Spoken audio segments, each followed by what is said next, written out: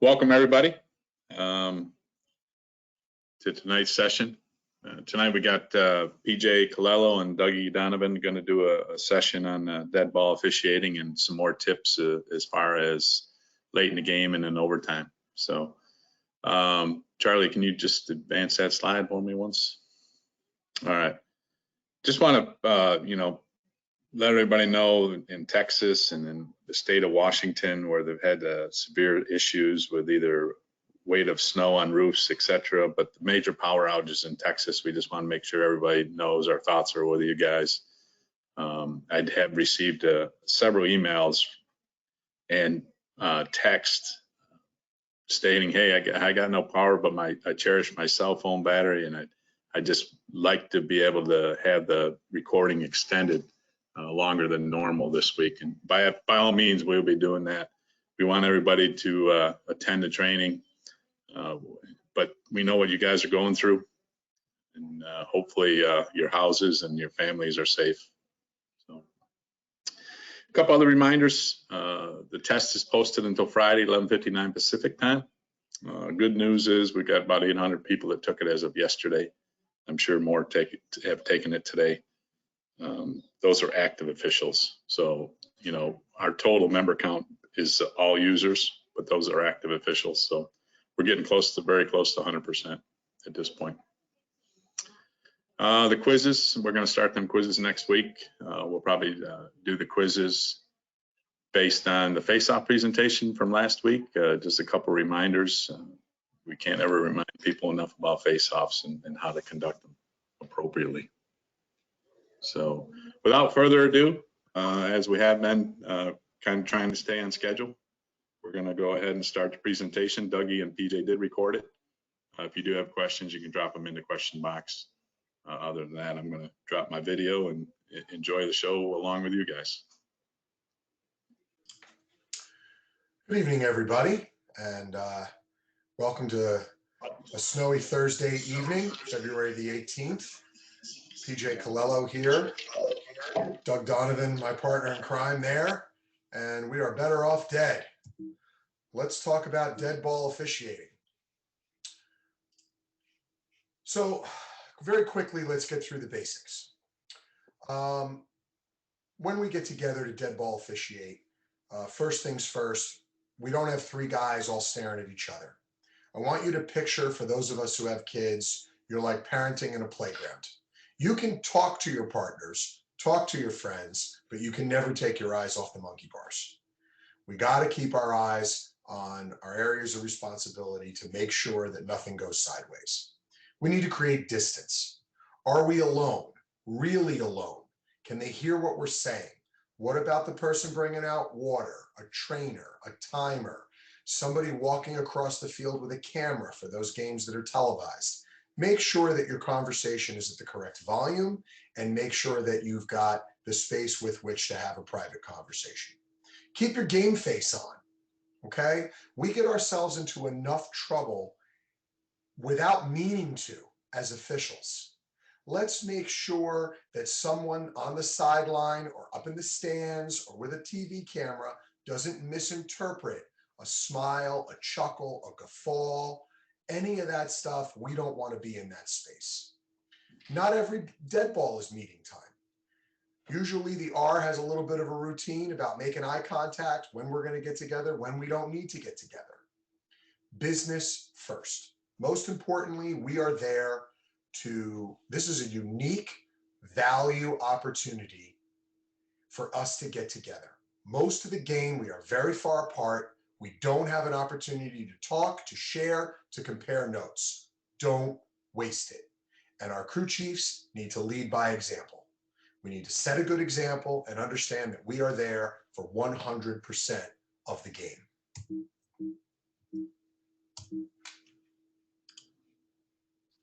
So as PJ mentioned, I mean, we are normally 20, 30, 40 yards apart during the game. We don't have the opportunities to talk. We may get a quick opportunity in passing on a goal or with a penalty time or a penalty stoppage to get a couple words in. But this is really our main opportunity to talk and for us to get on the same page. And basically getting on the same page means making sure that we're consistent, and consistency is how most officials are judged on whether you've had a good game or not a good game. So every dead ball is different. They're all in different situations. Obviously, quarter breaks tend to be similar, but timeouts are very different. And the nature of the game can be different in every dead ball. But there's some things that no matter what happened or what caused the dead ball timeout, we should be sharing the same basic information all the time. And that basic stuff is stuff like, how many timeouts does each team have? How many face-off violations does each team have? I don't know about you, but I'm sometimes guilty of not jotting down a face-off violation, or getting so busy during a timeout because of other things that are going on that forgetting to jot down that the timeout was taken. So the three of us can get together and share that information and make sure we all have the same information and we don't potentially give bad information to the coaches. We also need to talk about communications and making sure we're on the same page on communications. I need, as a referee, to let you know what I'm hearing from the coaches on the sidelines. I certainly would like to hear what you're hearing from the coaches on the sidelines, and making sure that we're getting the same message and we're looking for the things that they are realistically asking for. You know, are they looking for moving picks? Are they looking for holds? Let's not miss something because I've gotten the message and I'm looking for it, but maybe you didn't and you aren't. And that's really going to set a coach off if we missed something that they've requested us to primarily focus on. We also want to share, what have I shared with the benches? Don't want to always give the same message. We certainly all want to be on the same page, but I don't necessarily want to give the same message 3 separate times to the coach. It's not productive for them. It's not productive for us. And in some cases, maybe the message gets delivered differently because I've shared, hey, I've had enough. And instead of you sharing, hey, I've had enough, and then the third partner sharing, hey, I've had enough, we actually go to a next step and potentially throw a flag. And then the last thing is, there's going to be things that are going to be different. Circumstances are going to be different. So then we have to talk about the concerns. Is there something that we need to address or focus on because of what's going on during the game or in that specific circumstance? And that's going to change each and every time, but it's the right time to make sure that we're sharing those concerns or sharing those focuses based on what the dynamics of what's going on in the game. So I really look at, when I think about basics, I think about clearing up any confusion and reinforcing consistency. So I don't ever want to leave a dead ball with a question. When I get together with someone, especially if there was something a little chaotic that just happened, I want to know what that was. What just happened? Did anybody see something? There's 33 on the ground and I didn't see why. Did anybody else see it? Why is a particular coach or a player especially juiced up right now over a situation? If there was a count, if I see a 10-man, if that I think about things from a standpoint of, I want to know what we just saw, compare notes, so that if it happens again, based upon style of play, we know what we're looking for. Don't ever leave a dead ball situation without reminding each other where the ball is, what the circumstances are, time left at a penalty, which way are we going? Are we going to have a ride here? Are they going to concede, et cetera, et cetera? Deal with that basic. It's very unprofessional to break out of a dead ball situation and forget where the ball is. Consistency, which is a huge part of being a referee, being a crew chief, okay? I like to use positives instead of negatives. I like to say, especially early in my early dead ball conversations, hey, I liked that you passed on this. That's not a place where we want to set the bar today. Hey, I liked the fact that you called a 1-minute foul there, but now that we've had that 1-minute foul, that now becomes our frame of reference on a go forward basis for whether or not something is a 30, another 1, or potentially a 2 or more. Okay, I think about that as part of my constant job as a crew chief, is to keep reinforcing the size of the fishbowl that we're playing in today. And dead balls are an ideal opportunity to do that once you get through what I would call the vital signs like Doug went over. And if you have to be negative in a dead ball situation, please do it with the thought in mind that we are going to help ourselves fix something that's ongoing in the game that we are in. In-game dead balls are not a time to be upset or angry or frustrated with our partner. You've got to be a professional, and you've got to only use that negative to try and work through to be the best crew that we can be for the rest of that game until we get to 0. After 0, you want to get negative, you want to share frustration, that's the time for that. So we've talked about every game or dead ball is a different situation. And so why don't we look at a few situations and talk about some of the other things beyond the basics, beyond the how many timeouts, beyond the how many face-off violations we have, that we may want to talk about given the time and nature of the game.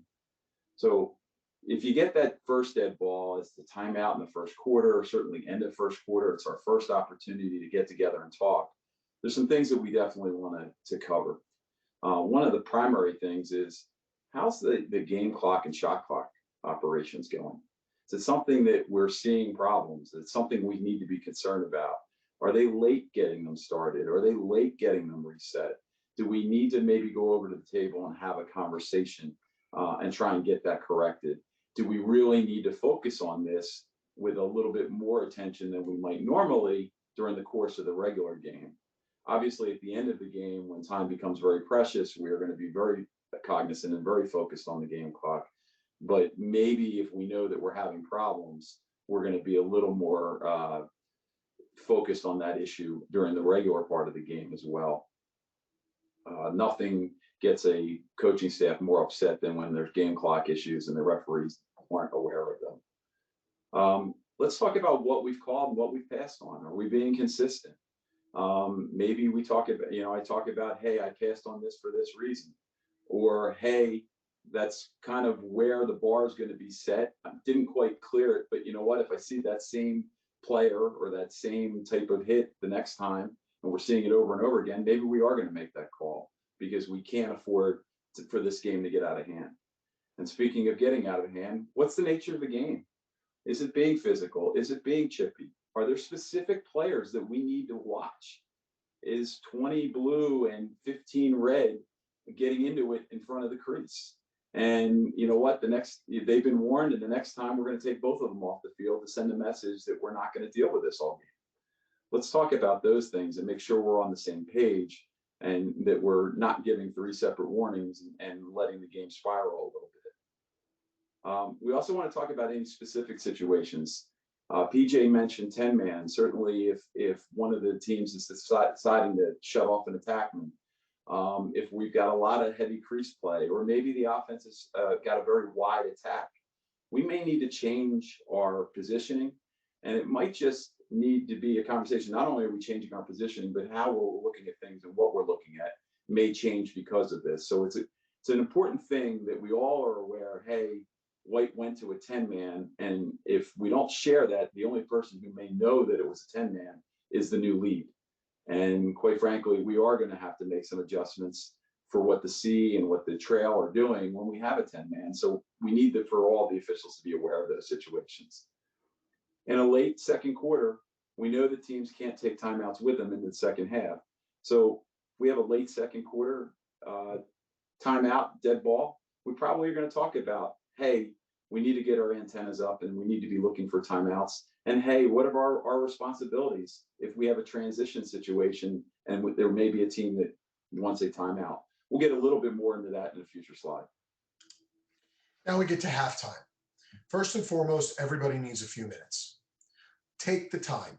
Take that first 2 or 3 minutes. Don't dive right in. Get a drink, go to the bathroom if you need to, get a stretch, just breathe. Okay? Then it's time to recap. All right? That's precious time. Don't give it away. Fouls, pace, style of play, coaches, clock. Set a goal. What did we do well? Let's keep doing it well. What can we do better? I like to set goals during a game for myself and for the crew. It helps me focus. It helps lock me in at that moment in time.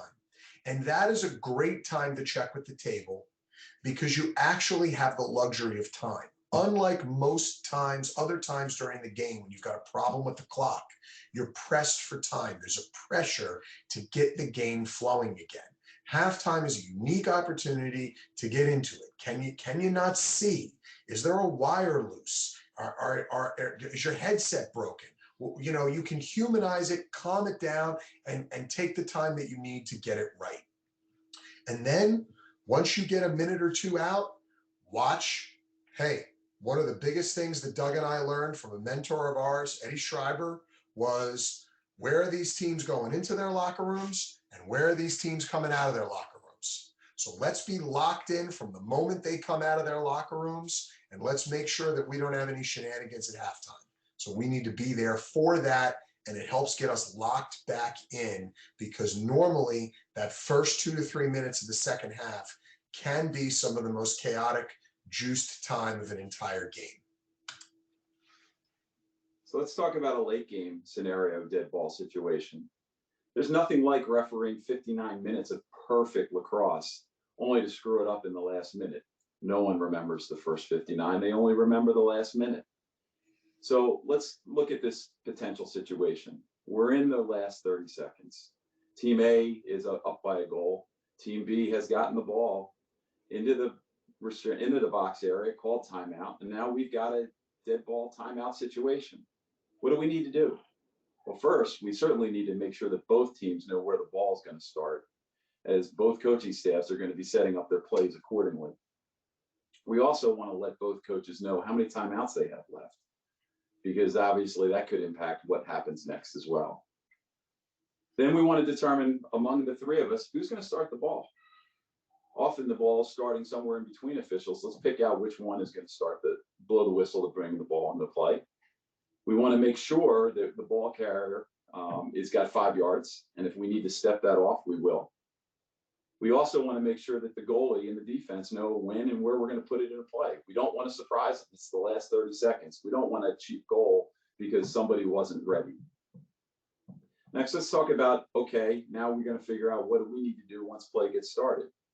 Well, lead and C obviously need to have extremely good crease coverage because ultimately these plays almost always end up somewhere in and around the crease. That's what they've been designed to do, is create opportunities tight to the crease. So we need to make sure that we have great crease coverage if we have a goal that comes down to inches.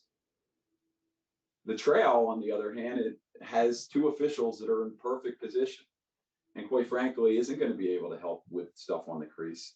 So what can he do to make life easier for the crew? Well, first start by positioning a little wider and a little deeper than normal. We need to be in position that if the team in possession of the ball wants to call timeout, he can hear it. Also, when the ball goes out of bounds, his first instinct should be turn around to the team behind me and make sure that they don't want a timeout during that brief stoppage. The other thing is he's going to need to cover that midline if the ball kicks out and make sure the ball doesn't cross or someone doesn't step on and create an offsides or create a push. He's got to be our guy for that situation, and then he's going to make that call. Remember, he's probably not going to be able to help us a lot in the crease.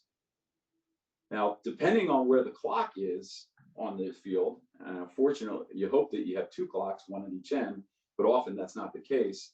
We may need to adjust our positioning to make sure that someone has view of both play and clock. Primarily, we hope it's going to be the trail, but it may be the C depending on where that clock is. And so ultimately, they may need to adjust their positioning a little bit so that they have both view of clock and gameplay. And one thing that is very important is we certainly must identify and correct any timing errors that should happen. Every second in this last minute situation is golden. And certainly we're going to deal with a lot of complaints if 1 or 2 seconds come off the clock that shouldn't have. The only goal, we got to remember the last thing on with this is the only goal that really matters in this situation is the goal we're in front of. If the defensive team gets the ball, they're up a goal. It's not important whether they go down and score at this point.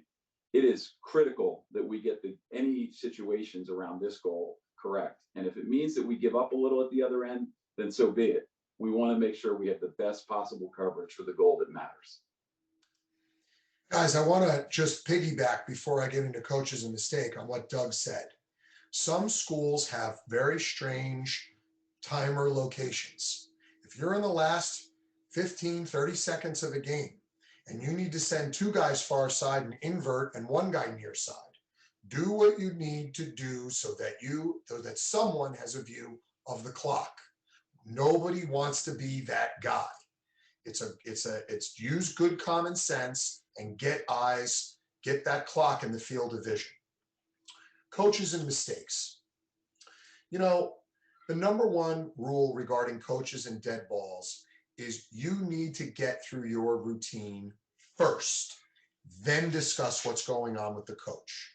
It's no different than not allowing a coach from taking you out of your officiating during dynamic play. Everything that Doug has talked about in those critical situations is more important to your success after that ball gets blown back into play than you pausing and talking about why a coach was upset. Doug's points are more important than telling a story. If you've got the luxury of that time, you can share what was said, especially if you warned them. Okay? Sometimes we need to rotate.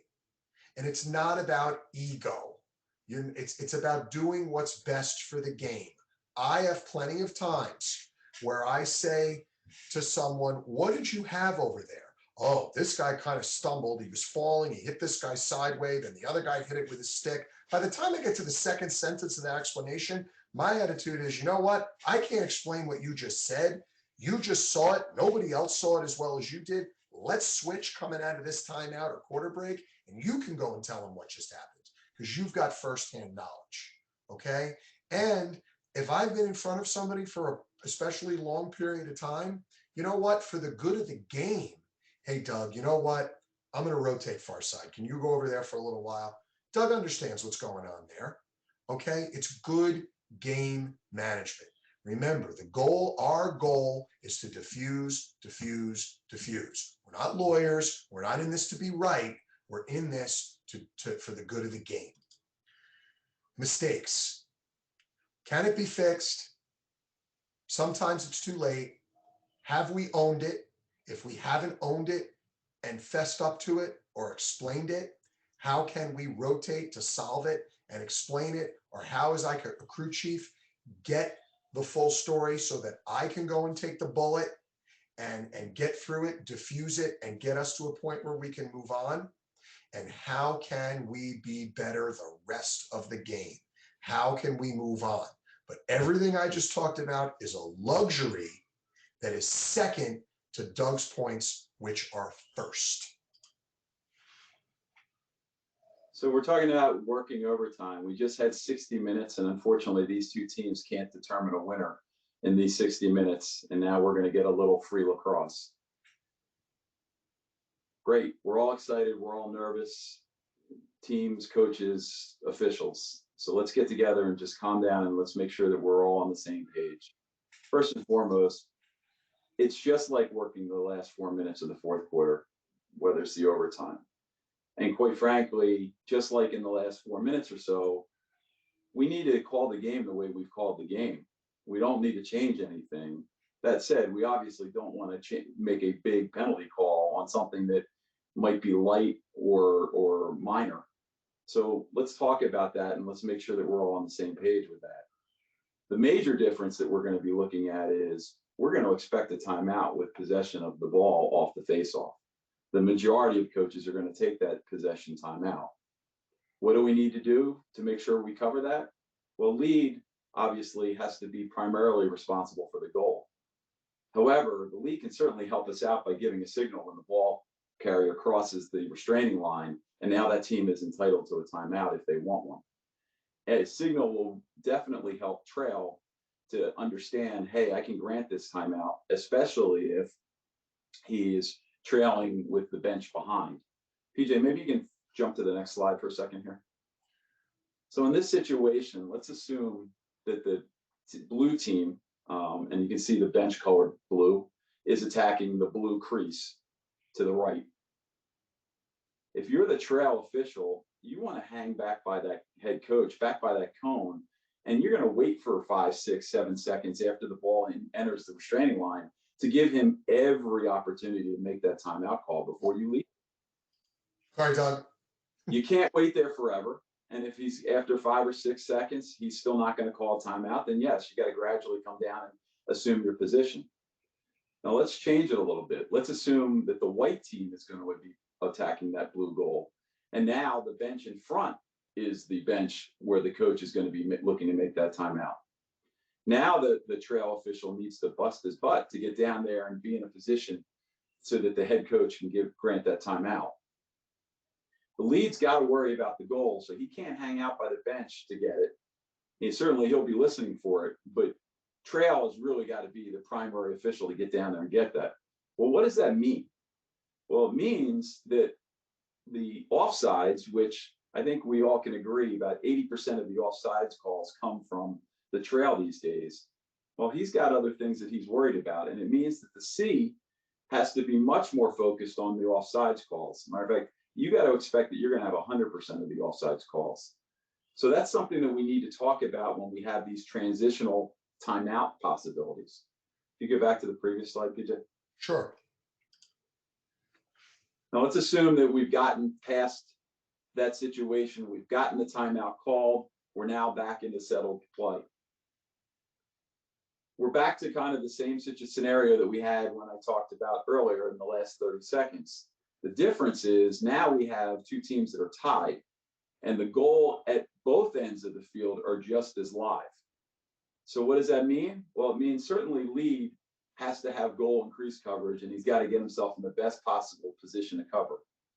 It means C certainly wants to get in the best position he can to help with the crease, but may not be able to come down quite as far and be quite as tight as he might normally be in the previous situation, because he knows he has to go the other way and be part of that play. Trail still should probably be a little deeper and a little wider than normal, because chances are if the ball goes the other direction, we might be going directly to goal and transition. And quite frankly, we might be in a situation where we got to worry about a timeout the other direction, and he's going to have to help give signals from that perspective. He also needs to be a little wider and deeper to pick up a timeout behind him if we should get a shot that goes out of bounds. In this situation, everyone owns the clock, and everyone needs to make sure that we're helping with the stops and the starts anytime the ball gets blown out of play. The only other thing that I'll add to that, Doug, because you and I have talked about it plenty of times, is again, put your ego on the shelf in this overtime period. And if you've got an obvious rabbit, if you've got an obvious person who's got legs for days, or you've got somebody who's nursing a knee or something like that, that person cannot be the trail. Your rabbit is the trail, because if that ball gets turned over, there is a very real transition opportunity there, and it is too darn important to let ego get in the way. Your rabbit is the trail in that circumstance, and you rotate accordingly. And honestly, you want your more senior person on the crease in that situation, because if there's a tough goal call to be had that's going to end up changing the game, either as a good goal to win the game or as a goal that we're not going to allow that would have won the game, and now we're going the other direction, you want the guy who's going to have the most confidence of the two benches that he's going to get that call right. So listen, we all have a role to play. We all in a crew, and we all have to just accept that role, what that role is, and play to that role. And I think what PJ brings up is a really good lesson that we all can learn. All right, guys, thank you so much. Thanks for listening to the two of us. We hope you get out on the field soon and have a wonderful 2020. Good luck and stay healthy. All right. I'd like to thank PJ and Dougie for going through that with us. I've got a couple more things. Just a reminder that NILOA Gators are on their way. I think the weather this week played havoc in getting them delivered on time, but we received some emails, and they are being delivered for sure. And the last thing is next week, we're going to do some video with Rob Gross and doing You Make the Call. So I hope everybody can join in, and I'm sure it'll be a lively session for sure. Everybody have a good night, stay healthy, and good luck over the weekend if you have games.